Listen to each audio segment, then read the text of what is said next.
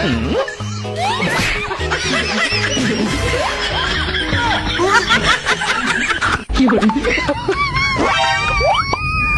hello mga guys. Pinakikilala ko pala sa inyo ang produkto ng Bye Bye City Leyte. Oh, ayan, jackfruit chips.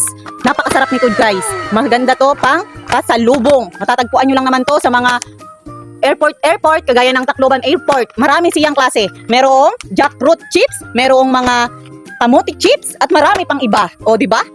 Ito ay gawa sa langka. O, di ba? Matatagpuan at ginagawa to dito sa barangay Kugon, Bye Bye City, Leyte. O, di ba? Ito lang naman ang produkto ng Bye Bye at marami pang iba. O, tingnan natin ha, i-open natin.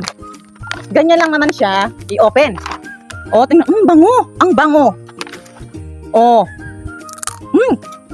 ang lutong, ang sarap. Amazing! Ano pang inaantay nyo? Bili na!